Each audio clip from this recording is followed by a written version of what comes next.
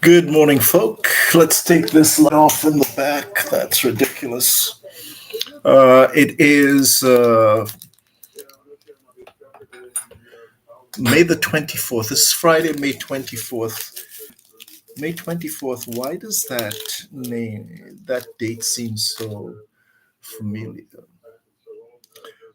Friday, May 24th, 2024.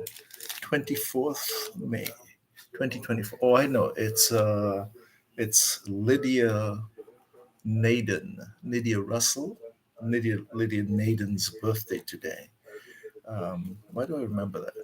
So we start with our cup of coffee, and of course today I'm going with the instant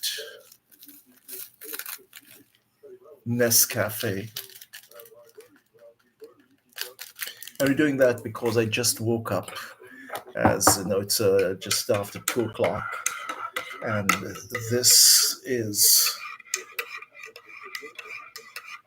this morning with Carl Maurice Walwyn. Okay, let's turn down Bloomberg in the back, and that of course keeps us abreast with what's going on. Now, what I'd like to do is take a look at this item that came in. It was a press release.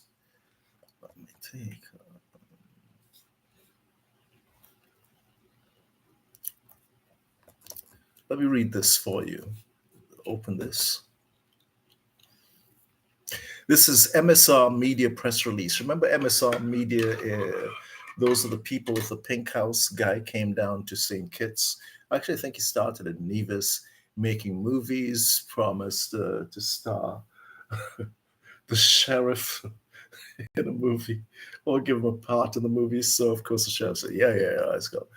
MSR Media had previously informed the public of its efforts over the last 18 months to bring about greater transparency in and a cleansing of the CBI program in St. Kitts and Nevis. CBI program, of course, is Citizenship by Investment.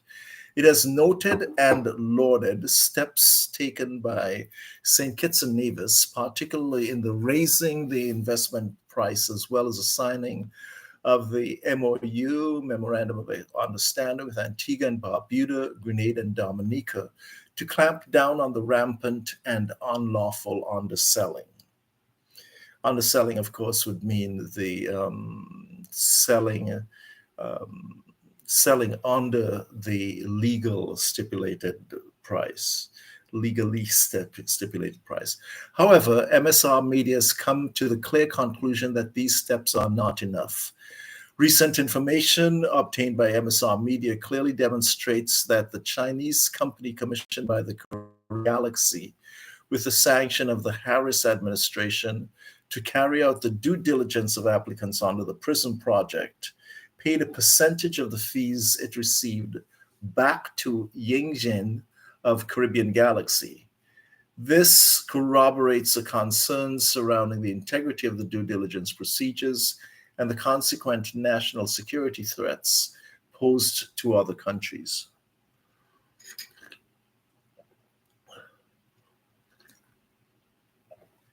Over the past 4 months, there have been reports of Chinese citizens who have obtained St. Kitts and Nevis citizenship being wanted or arrested for money laundering. Less than 4 months ago, it was reported in England that a Chinese citizen with a St. Kitts and Nevis passport was involved in the laundering of US $1.3 billion of cryptocurrency. That Chinese citizen obtained the passport with a fake identity. The most recent case took place only last week, where one was arrested in the United States and charged with laundering $73 million US. MSR Media notified the Prime Minister Drew and Attorney General Wilkin of the information it received and recommended that the government immediately obtain a reputable international due diligence company to review all individuals previously vetted by the due diligence firm imposed by Caribbean Galaxy, and it has received no response. Well, receiving no response. Let's move on. MSR Media has also continued to be concerned over the complete lack of any action by the government of St. Kitts and Nevis to take steps, whether by the commencement of criminal investigations or otherwise, to hold to account those, including senior officials of the past and present administrations, who benefited financially from their participation in the fraudulent underselling scheme of this US $1 billion fraud. These guys love run on sentences. MSR Media notes that the government, with full knowledge of all details of the good scam, as Attorney General Wilkin described the jail project in his WhatsApp communication with Mr. Dwyer Astafan, see attached. MSR Media has therefore filed two lawsuits.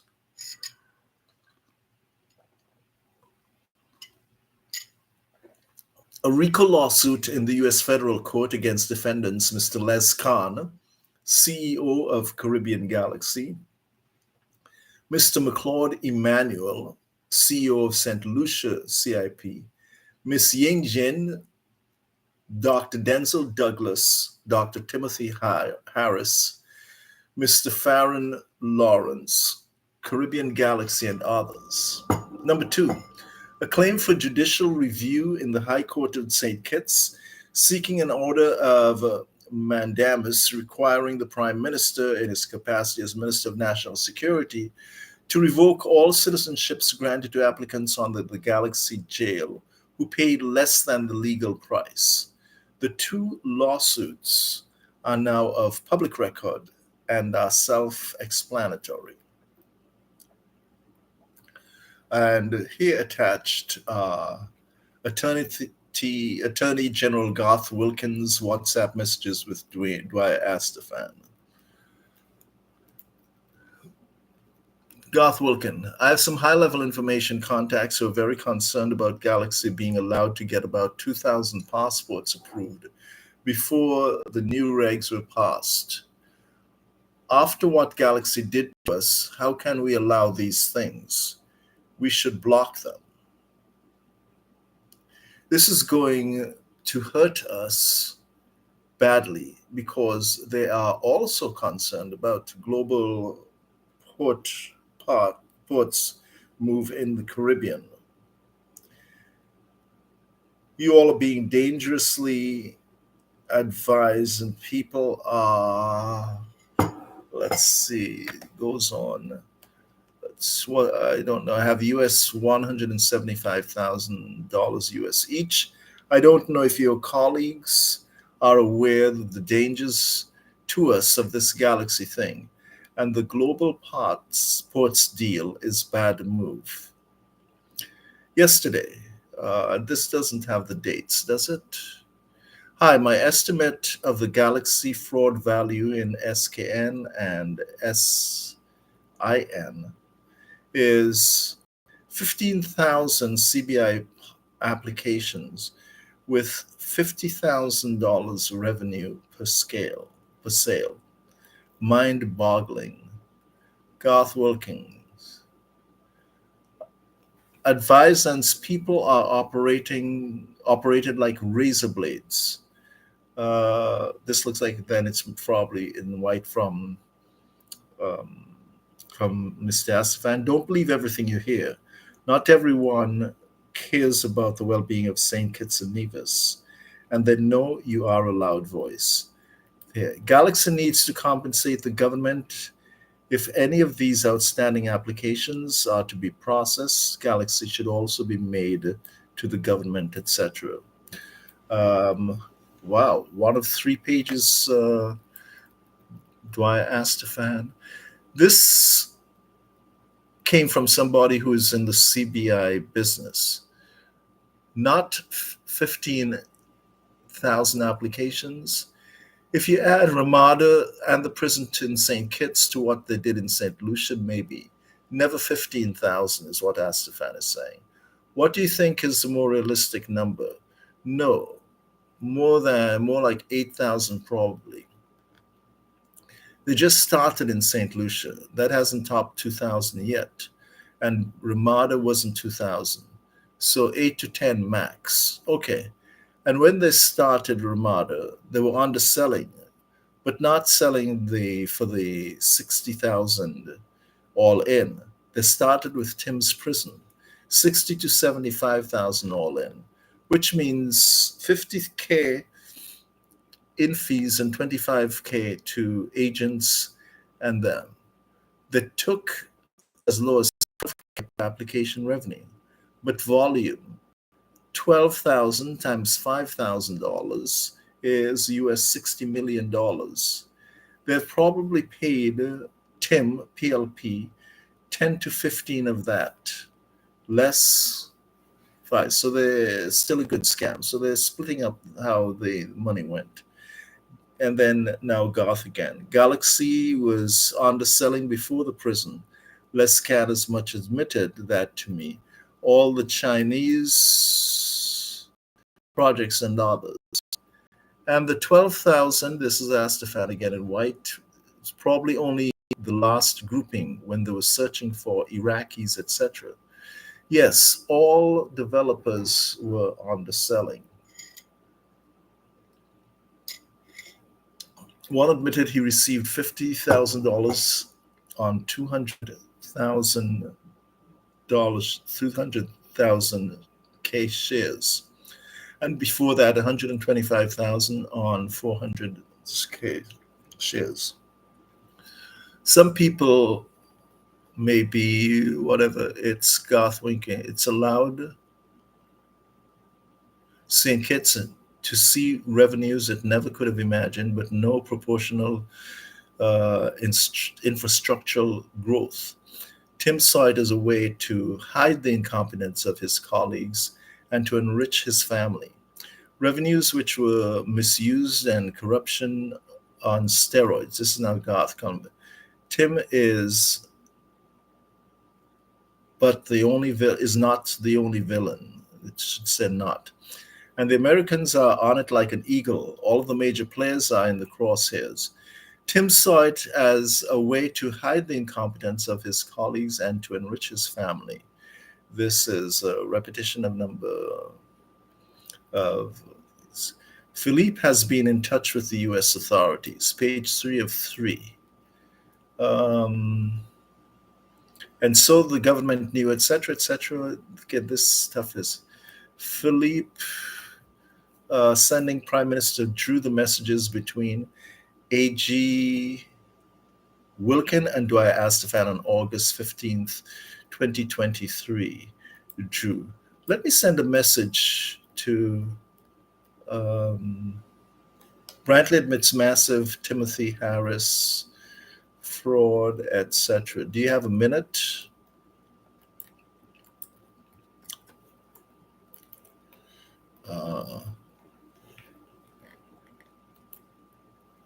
Let me just take a look.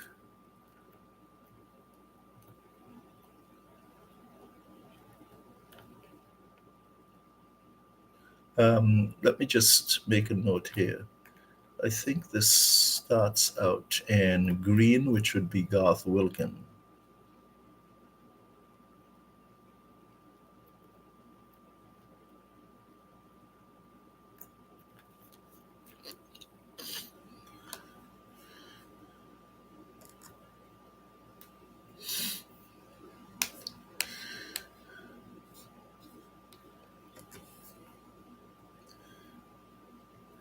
Let me just make a look.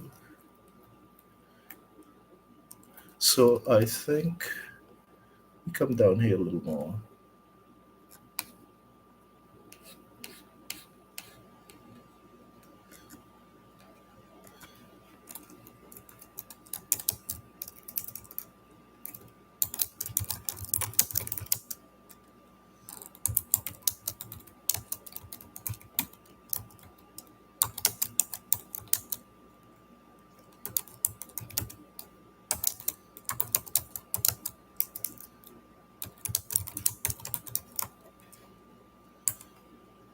Let me ask Astafan himself.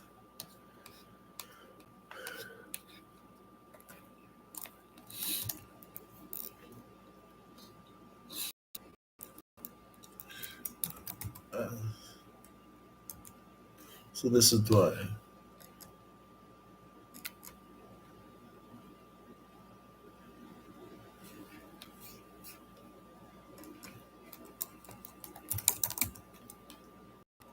Good morning.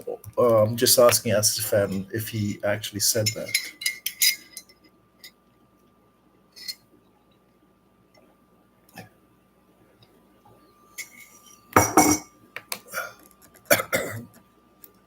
I'm just going to say good morning. Did you say that all developers were underselling? So, I see the beard is coming back. I'm going to have to take a shave this morning. So, this is ongoing with MSR. Of course, from what I understand, this guy has his own issues with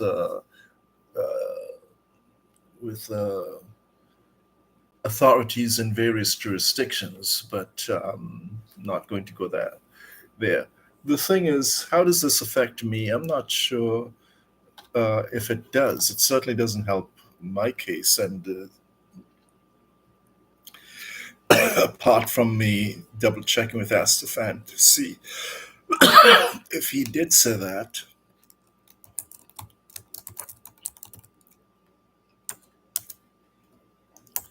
Good morning, all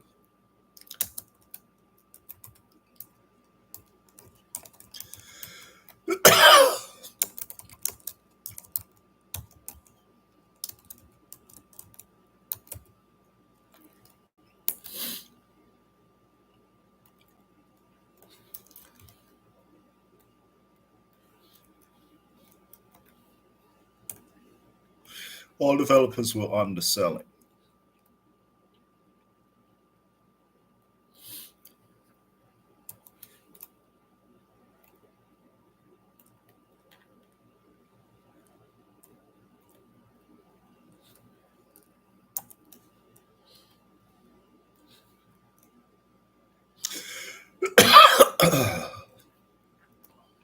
All developers were underselling.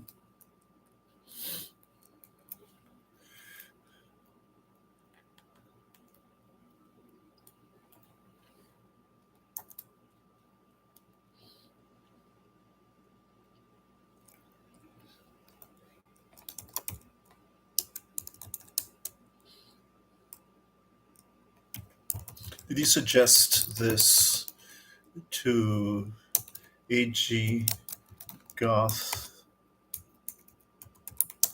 Wilkin in a text message?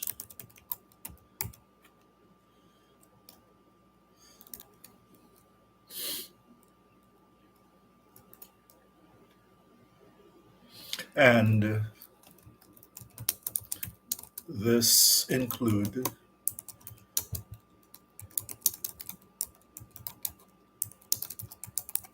group and fairway condominiums.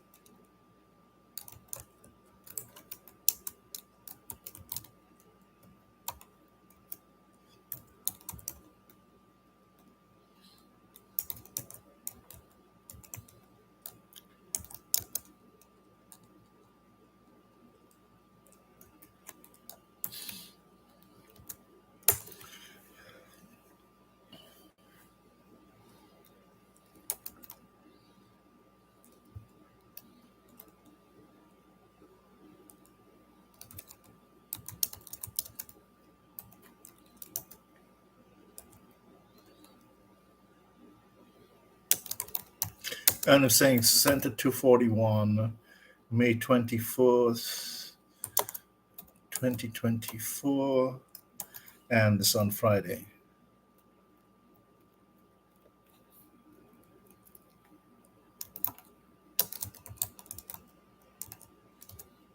Friday, May 24th.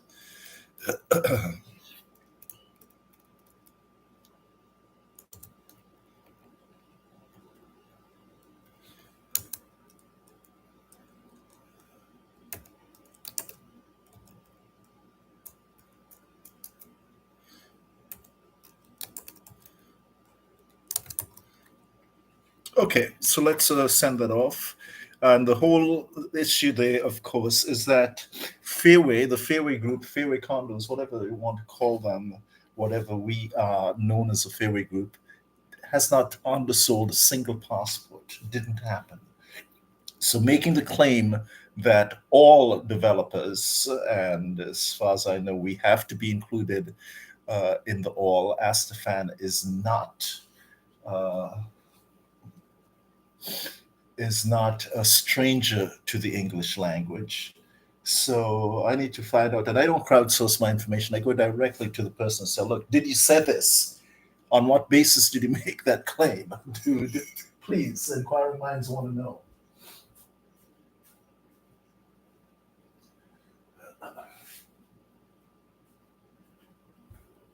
Turn the air conditioning on. For some reason, last night and many nights, chunk of ice have been coming out of the air conditioning unit, wrecking my photographs, wrecking stuff, uh, putting throwing ice onto my guests who may be lying on the bed. Uh, Totally unbelievable. But what should I do? Call the front desk and say, by the way, ice is coming out of my air conditioner at 2 o'clock in the morning? Think not. Let's go over some of the questions that you called in and let's see if we can provide some answers to you. Okay, this Friday um, morning. Okay, I have a message here actually from Jamster. We'll get you the information on it, but basically, let me see, where is it? It's right here. Uh, at Charles Halbert Public Library at Cunningham Street. I don't even know where that is. Heather Archibald invites the general public to the reading and discussion of her short story, The Marriage Proposal, which was shortlisted by the Commonwealth Foundation Fiction Prize. The date is going to be on Tuesday, May 28th from 4:30 to 5:30 p.m. So this is for an hour on Tuesday, May 28th. Let's try and make that, see what's going on.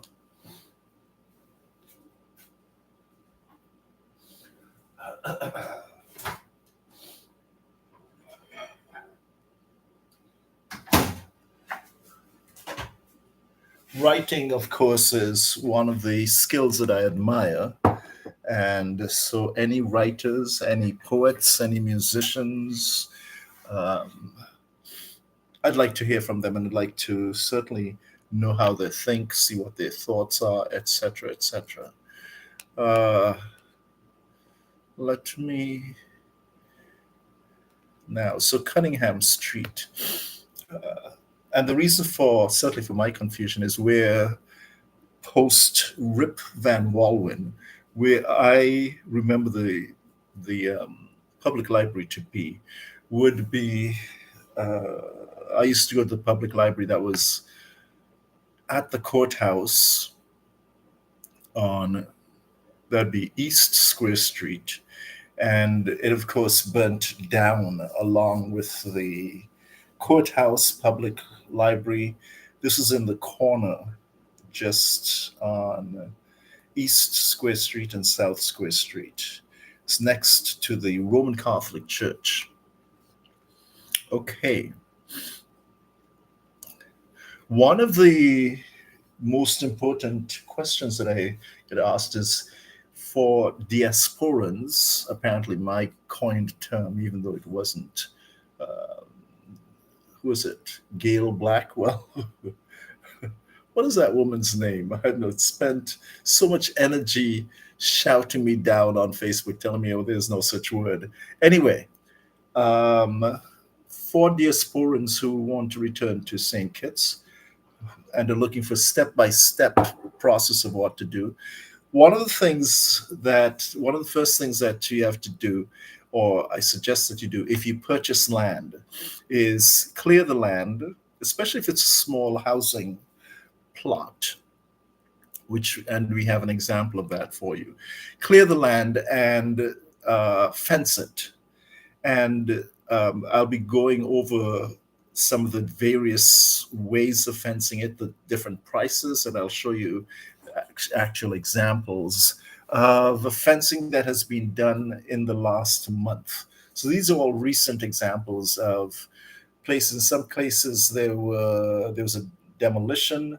We were able to see what kind of fencing was put on it, and the estimates that I have for a small housing lot on in Ponds Pasture, they range anywhere from about $3,000 EC to $15,000. So anywhere from $3,000 to $15,000. So what does this kind of fencing get me? So let's put that down as a topic to be discussed.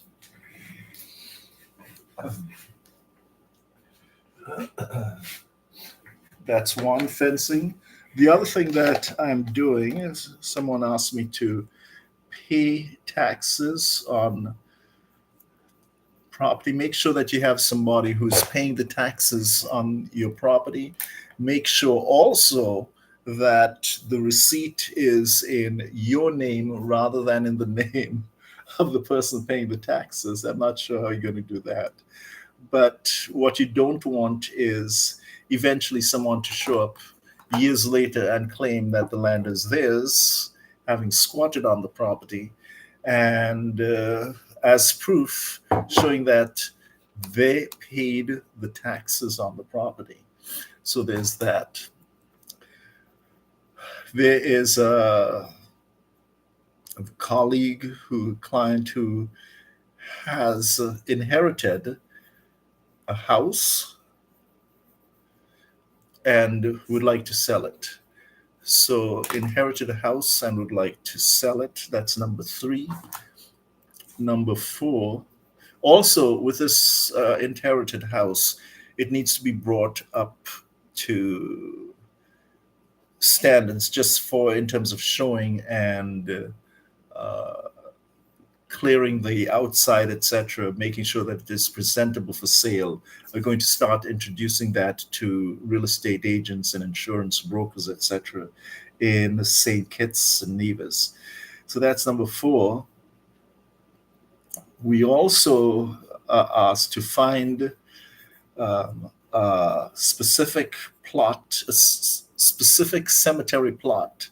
And I noticed that the cemetery and plots of in the cemetery, which you can reserve apparently for about $12 EC or thereabouts, there is no map of the cemetery. We have to go by somebody's memory. And I realized that one of the things I need is a map of Springfield Cemetery. And the realization, of course, that this is under the, yes, believe it, Ministry of Agriculture. We have the dead people. Well, I guess they're pushing up daisies, but Ministry of Agriculture, only in St. Kitts. Number 6, we are going to look at rents in Bastia. So the change of rents in Bastia, I'm going to take a closer look at that area next to the market where some land assembly efforts have been going on. We've spoken to this since I first came back here 4 years ago. The reason that I spoke about it was that there is no place in the galaxy where land which is on the water, close to a port, close to spaces of commerce, which does not go up in value over time. There is no place like that. Think Toronto, think Chicago, think mainland China, think Hong Kong, think think Mars, anywhere where you have water and you have certain other indicators, the value of the land has to increase. And the big boys in real estate are already aware of that and are just purchasing property as it comes up, and they are on hold until the one thing about this long term strategy is your ability to wait out smaller owners. So it's acquisition by attrition. So people die, and you don't want to build up the value of the whole waterfront until you own the whole waterfront. So we're going to be taking a look at that. Number 8, we are going to look at the other people who are disenfranchised. Well, I'm going to be looking at other real estate developers who have not been pre reapproved, I guess is a proper term. Remember that the Drew administration basically defaulted everyone to non-approval, and then selectively chose some developers, some real estate developers, to continue to participate in the citizenship by investment program. So we're going to take a look at those. I'm going to see, I have a list of the original list of all of the approved CBI players, and I'm going to subtract from that list the ones that have been pre-approved already under the Drew administration. So let's call it after Drew reapproval. And I want to speak to anybody who is not on the approved list, the current approved list. I have heard nothing from our government, which seems standard for there is no, there doesn't seem to be a work from home policy with government officials. Everybody is remote, but there's clearly there's no time in 2024 to answer or respond to emails. So let us see how this goes.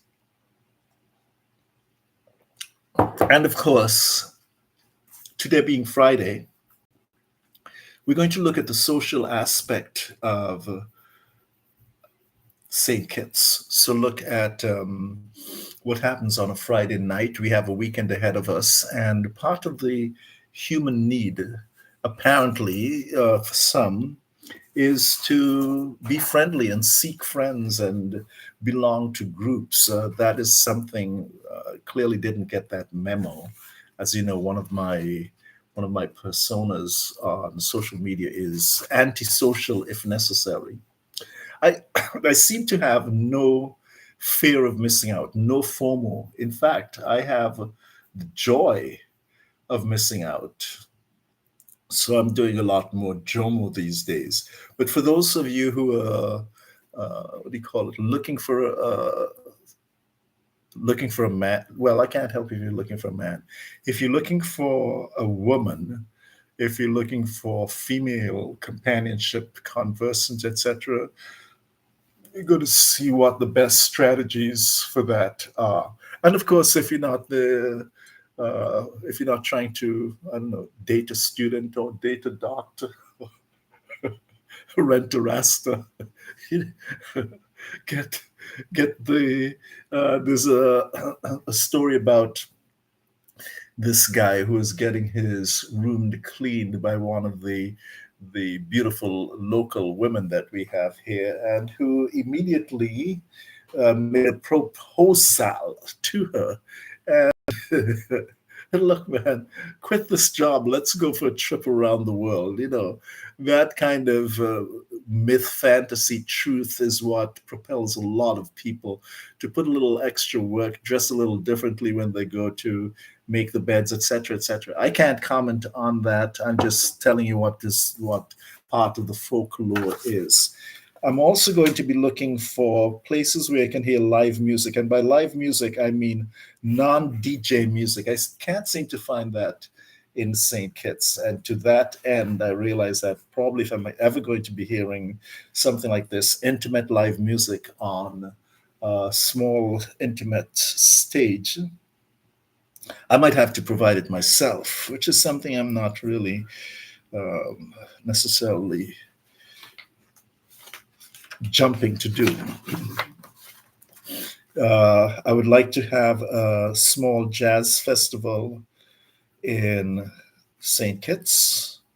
And I'm also on the quest to find out more uh, on the Nevis banjo and the Nevis string band. So, Nevis banjo, Nevis string band.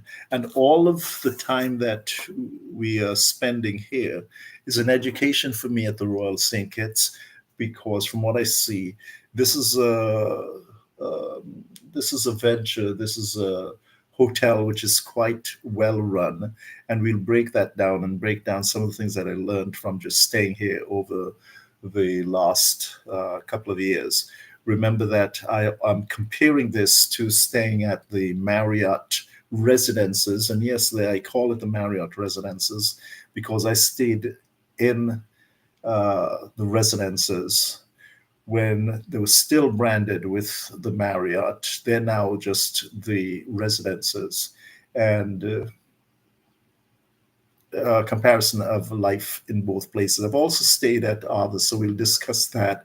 We'll discuss Timothy Beach Hotel, etc., and just compare things. One of the most obvious differences between, say, the Marriott residences, and Royal St. Kitts, even though they may be around the same square footage, is the inclusion of a full-size fridge here at Royal St. Kitts. And if you're going to be staying for longer than the typical tourist, a week or so, then you may want to be taking more.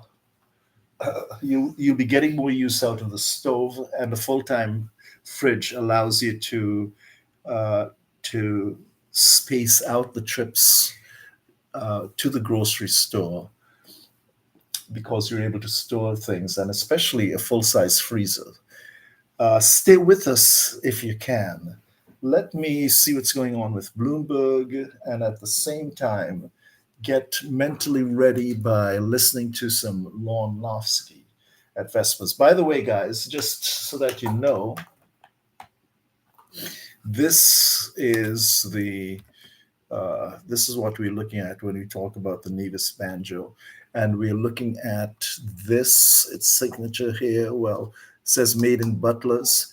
Notice the back with um, the vintage tuning pegs. These are pretty well useless, and I got it with this makeshift additional newer peg on it. So we're going to change all of these out, and uh, actually, no, we may just leave this rendered unplayable and have it as a kind of decoration artifact.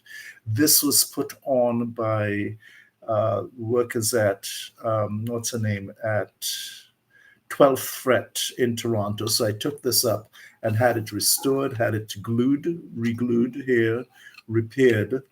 Uh, there are perforations. Can you see that in the skin? But we might just leave this as it is. Very important to note this rounded handle here. And unlike whoever that guy is who came down researching the Nevis banjo, we don't have that triangular whatever that is that he says he has seen on all banjos. So this is uh, an abnormality, anomaly. Anomaly. I also have this, which I'm practicing the clarinet, and this is kind of en route to possibly saxophone playing. And this was a donation, a very kind donation by Mr. Logan Beach of Toronto, who used to play the clarinet and who also included with it a number of jazz charts, jazz music, etc. Grateful to him for that. I have not yet found a child to whom I should entrust this. And so, in the meantime, what I'm going to do is I'm going to learn it myself. It is here, the instructional manuals here. Rather than go liming on the beach, I'm going to learn how to play the clarinet. I'm also going to learn how to play the string band. Let me also show you one other thing.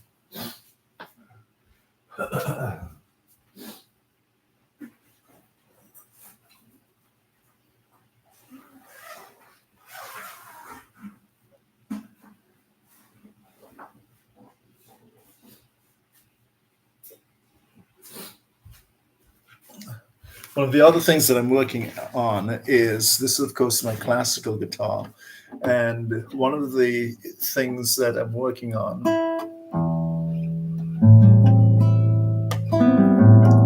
is in Chopin's Prelude, transcription by Leona Boyd. This is Prelude Opus number 28, I think.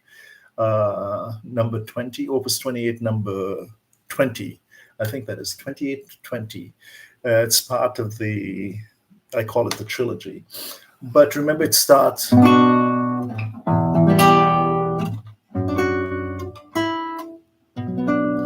are a couple of almost impossible to play chords here. Remember when he goes into that beautiful section?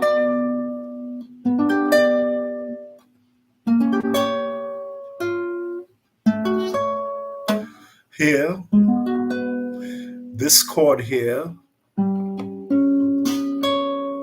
This is a very, pay close attention to this chord here, because it contains the open string, the B open string. And the whole trick with playing that is to make sure that the open string, which of course, with the same effort, has more volume because it's open, there's nothing restricting the flow. So it's very important to carefully play this so that it does not overpower the other strings.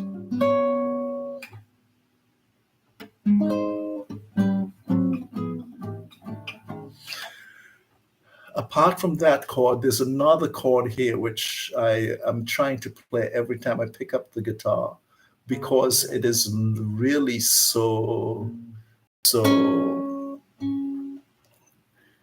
difficult. I find it very difficult to play. And it is this chord here. So it's here.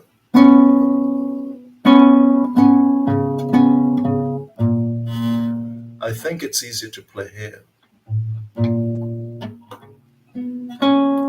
And we have to, from here,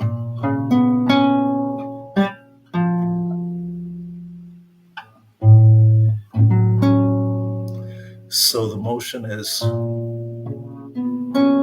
actually just now it seemed fairly easy to play, but here's let me show you exact one. So these two and then these two. So here's the chord.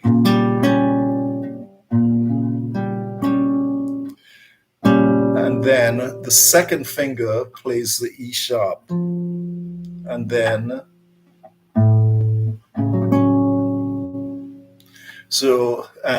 remember that I think it's in the second thing. So this piece is only 13 bars long.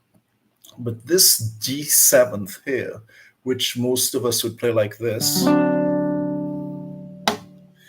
we need to change the fingering there because, and I'll tell you why. We need to change the fingering to 4. So here, and that is because if we look at the music carefully, this has to stay ringing while we move. So the only way that I can figure out how to do that is this technique here. That's a tritone, etc. We're going to play that. But bring this third finger up here so that the sound, the chords are noted. So listen to this.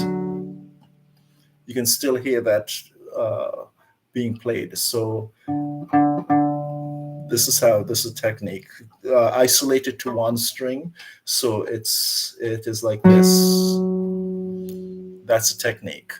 We play it with the second finger, but we continue, move the third finger up so that the resonating string is uninterrupted. That's the technique. And we're going to do that while we're playing the chord. Hope that's clear. And the reason is because this chord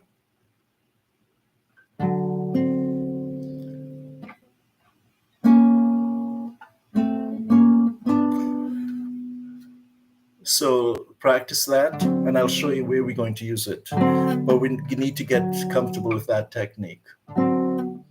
But once again, this is so amazing. Finally, right now, I'm working on a whole uninterrupted kind of bossa nova feel. The reason for that being that it is, if my bass player, right now I just have a bass player and a guitar duo. I am talking to a young woman who's with a local band here, seeing if she has any interest in singing soft music, because as we know, if somebody asks for jazz, what they mean is not too loud, but keeping this kind of and I'm not sure if this is actually going to come over in this that is, I don't know if the mic here, I'm just going straight to the laptop, so I don't know if this is going to be able to recognize this or any of the stuff that went before, but keeping this bass line going. Hear that?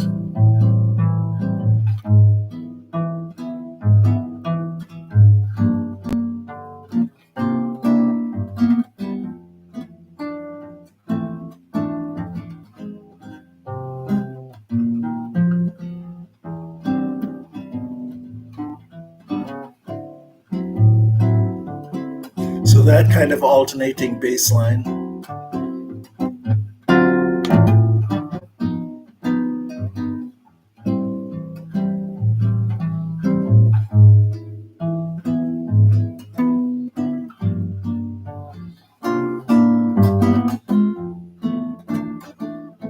Then this, he's still keeping the bass line.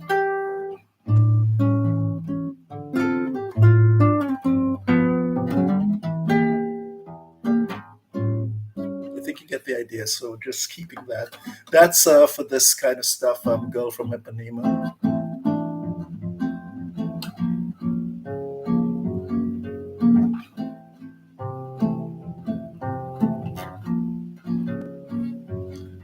Everybody knows it.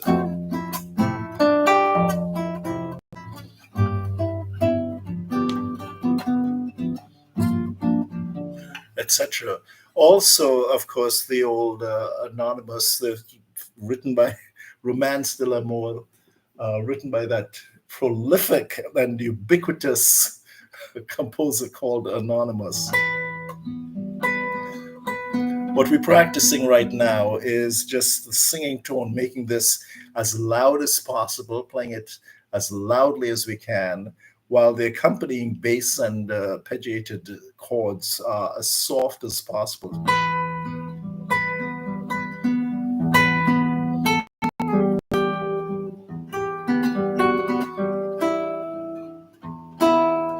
So we'll go through that whole piece. And these chords I find difficult to keep depressed.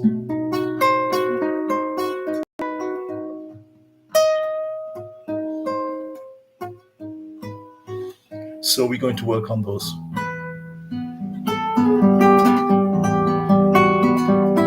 Also, I'm going to briefly, or we're going to do this 15 minutes on, 15 minutes off to try to get volume, which is important for the forte or fortissimo chords in the prelude. So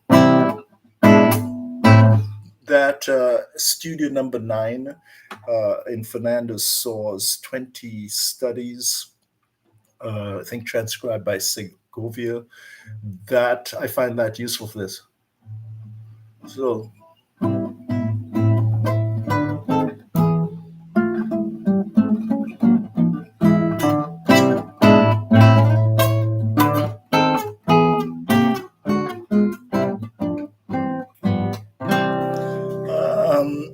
this positioning is awkward right here, just so that you can see some or at least most of the guitar.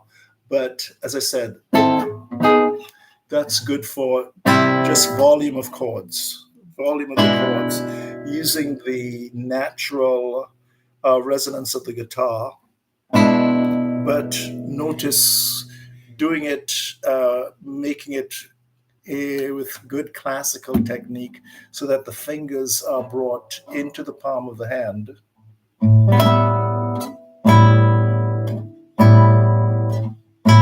And it's not plucking, what do you call it, a clawing motion. So it's not this motion, it is this motion.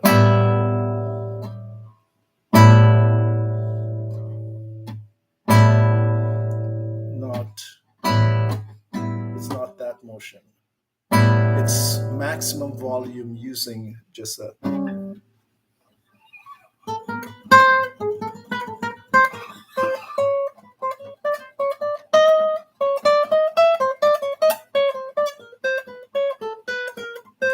And of course, that exercise that Lornlowski showed me in terms of stretching for post-stroke dexterity.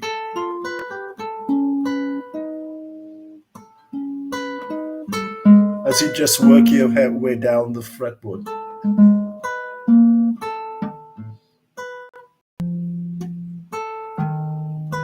And then lastly, most difficult.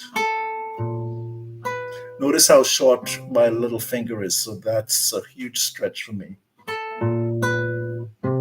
There are people who have longer little fingers, that of course makes it easier for them to play. But my small finger, my little finger, my pinky finger is more than it's actually below where the first joint of the ring finger is. So it makes for sometimes awkward fingering if I'm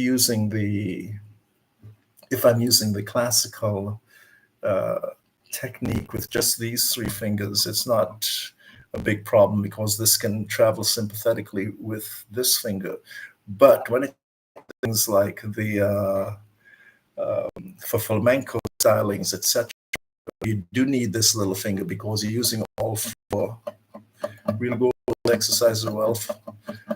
Very important, and all variations of them. We'll show you how to do that. And that is the guitar lesson stuff comes around lunchtime. So instead of taking a lunch, I do that. I practice the guitar at lunchtime, and I go to maybe half an hour of that, and then 30 minutes, and then another 30 minutes of repertoire, where we're actually playing stuff that we play on the gig. And then an hour tonight where we're going to be, it's Friday night, so I'm going to pretend that I do have a solo gig.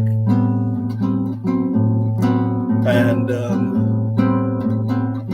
what I'll do is I'll go poolside here outside the pool and just play for an hour and see if I can play uninterrupted. And what we're trying to do is just give a poolside flow to the poolside. And that means that I'll be looking for gigs that are just providing ambient music for pools, that, and of course using the repertoire from not only Bossa Nova, but the American Standbook, America's Songbook.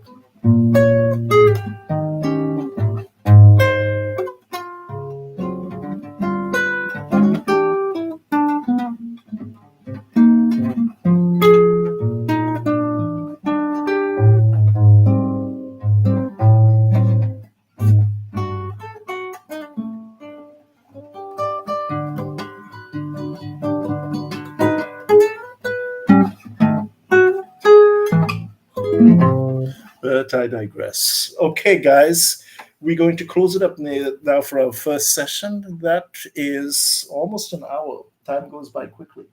And when I see you again, we will review uh, what we are going to do today. My day is now planned. Let's flesh out some of these answers that which you called in. Let's examine the social life, stuff to eat. I'll share my meal, my dinner from last night, which was a total of $4 EC. Stay with us while you can. Stay with us while you're allowed to. This is Carl, and of course, here we ask the questions who, what, why, where, and when, and how. But of course, how is just who, spelt a little differently.